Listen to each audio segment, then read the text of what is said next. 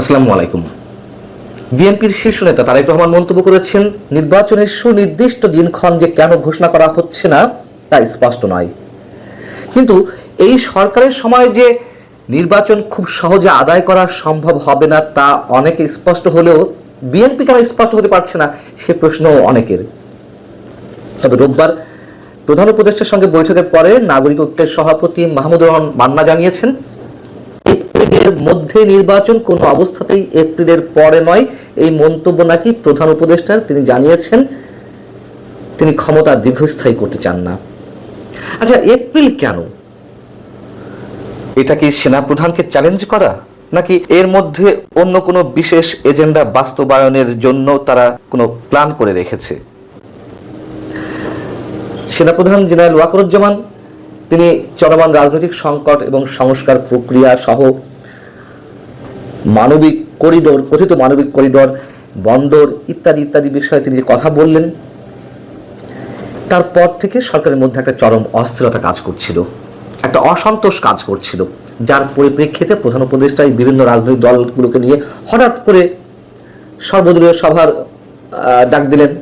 প্রথম দিন শনিবার বিএনপি, এনসিপি, জামাত ইসলামের সঙ্গে বৈঠক করলেন। তারপরে পরবর্তীতে এসে রবিবার আরও 20-30টি রাজনৈতিক দলের সঙ্গে তিনি কথা বললেন। এর আগে তো বিএনপির সময় চেয়ে, প্রধান উপদেষ্টার সাক্ষাৎ চেয়ে 4 দিন ধরে পাননি। হঠাৎ করেই ডাক পড়ল, এবং ডাক পড়ল কিসে? শনিবার। কাদের সঙ্গে? জামাত ইসলাম এবং এনসিপি। এখানেও বিএনপিকে কতটা খাটো করা হয়েছে সেটা কি বিএনপি বুঝতে পারছে? প্রথম দফাতেই 3টি রাজনৈতিক দল, জামাতকে তাও অ্যাকসেপ্ট করা যায়, অন্যতম বৃহৎ রাজনৈতিক দল, যেটি বাস্তবতা। কি কারণে এনসিপিকে একই দিনে বিএনপির সাথে? সে যাক, বিষয়টি হচ্ছে যে বিএনপি কি দাবি জানালো, নতুন কিছু নয়, এটিও সরকারের জানা। জামাতে ইসলামী যা জানিয়েছে, এনসিপি তাদের মতো করে জানিয়েছে। বিএনপি যেটুকু নতুন করে জানিয়েছে যে বিতর্কিত 3 উপদেষ্টার পদত্যাগ। আরও মজার কথা হচ্ছে যে বিএনপির সঙ্গে প্রধান উপদেষ্টার ওই বৈঠকে আসিফ মাহমুদ সজীব ভুঁইয়া উপস্থিত ছিলেন, যার পদত্যাগ বিএনপি খুব বেশি করে চাইছে। এতে আরও বেশি চপেটাঘাত বিএনপির গালে, অনেকেই বলছেন, আমিও তাই মনে করি। গণতন্ত্র মঞ্চ রবিবার প্রধান উপদেষ্টার সঙ্গে বৈঠক করে তারাও বেশ কিছু দাবি জানিয়েছে। কমন কিছু দাবি আছে, সংস্কার, বিচার এবং নির্বাচনের রোডম্যাপ। তার সাথে তাদের আরও কয়েকটি দাবি আছে, সেগুলো বেশ সিগনিফিক্যান্ট মনে হতে পারে অনেকের কাছে, কারোর সাথে মিলে যায়। তারা বলছে, গণঅভ্যুত্থানের শক্তিগুলোর ঐক্য বজায় রাখতে ও পারস্পরিক দূরত্ব কমাতে জাতীয় রাজনৈতিক পরিষদ গঠন। এমনিতেই জাতীয় ঐক্য কমিশন, এই যে বিভিন্ন ধরনের কমিটি, আবার এর মধ্যে জাতীয় রাজনৈতিক পরিষদ, আর কি আলাপ আলোচনার ভিত্তিতে জুলাই মাসের ভিতরে জুলাই সনদ তৈরি করা, যার জন্য ছাত্র উপদেষ্টারা বা ছাত্র সমন্বয়করা একেবারে তারা উতলা হয়ে গেছে। এবং জুলাই সনদের ভিত্তিতে এই মুহূর্তে যেসব সমস্যা করা সম্ভব সেগুলো যথাসম্ভব দ্রুত বাস্তবায়ন। এর সাথে তারা আরও যে কথাটি বলেছে আরও সিগনিফিক্যান্ট, গণ অভ্যুত্থান পরবর্তী বাংলাদেশে সব দলের মতামতের ভিত্তিতে অন্তর্বর্তী সরকারের প্রধান হিসেবে দায়িত্ব নিয়ে প্রফেসর ডক্টর মোহাম্মদ ইউনূস এই সময়ের জন্য জাতীয় ঐক্যের প্রতীক হয়ে উঠেছেন। তার মানে কি দাঁড়ালো? এটাই তো ডক্টর মোহাম্মদ ইউনূস চাইছিলেন, যে সেনা প্রধানের বক্তব্যে একটু নড়েচড়ে উঠেছে সরকার, সাধারণ মানুষের যে চাওয়া, রাজনৈতিক দলগুলোর যে চাওয়া দ্রুত নির্বাচন ডিসেম্বরের মধ্যে, সেই জায়গা থেকে অবশ্যই কথিত মানবিক করিডর বা বন্দর সহ অন্যান্য ইস্যু রয়েছে, সেই জায়গা থেকে একটা চরম অসন্তোষ এবং অস্থিরতা থেকে সব রাজনৈতিক দলের সঙ্গে বসলো, এবং এটাই আশা করছিল, এটাই টার্গেট দিয়েছিল এনসিপি, যে সর্বদলীয় আলোচনা সভা যেগুলো করা হবে তাতে যেন ডক্টর মোহাম্মদ ইউনূসের প্রতি একটা সমর্থন তৈরি হয়। এবং গণসংহতি আন্দোলন বা গণতন্ত্র মঞ্চ যা বলল, ডক্টর মোহাম্মদ ইউনূসের জন্য এটাই প্রয়োজন ছিল। কিন্তু অবাক বিস্ময়ের বিষয়, তারা এসব বিষয়ে আলোচনা করতে চাইছে, একসাথে আলোচনা করবে, কিন্তু ঘুণাক্ষর এর মধ্যে আমাদের এই মুহূর্তের সবচেয়ে বড় যে দুশ্চিন্তার বিষয়, কথিত মানবিক করিডোর কিংবা বন্দর ইস্যুতে সরকার কি কারোর সঙ্গে আলোচনা করবে, আলোচনার প্রয়োজন মনে করবে, অথবা যে জুলাই সনদ, বিতর্কিত জুলাই সনদ, সেটি নিয়েও কারোর সঙ্গে আলোচনা করবে। যখন যেটি প্রয়োজন হয় সরকার, তখন তো কারোর সাথে আলোচনা করার প্রয়োজন মনে করে না।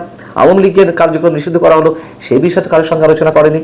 বা এই যে সরকারি কর্মকর্তাদের বা কর্মচারীদের ওই দিন শর্ট টাইমের মধ্যে বরখাস্ত করা যাবে যে নতুন খসড়া করা হয়েছে, সে বিষয়ে কারোর সঙ্গে আলোচনা করা হয়েছে? এত বড় একটা বিষয় করা হয়নি, এবং এগুলো করা হবে না। এবং এগুলোর প্রতি কোনো ধরনের কোনো ভ্রুক্ষেপই নেই। মজার বিষয়টি হচ্ছে যে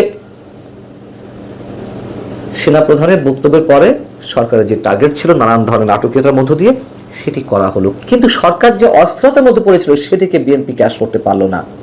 বিএনপি কথা আদায় করতে পারলো না যে ডিসেম্বরের মধ্যেই নির্বাচন। সরকার একটু দুর্বল অবস্থা আছে বা পড়েছিল, এমনটা অনেকে মনে করেন। সেই জায়গা থেকে বিএনপি সেটিকে ক্যাশ করতে পারলো না, বরং ক্যাশ বিএনপিকে করে ফেললো সরকার বা ডক্টর মোহাম্মদ ইউনূস। এখানেই তার বাজিমাত।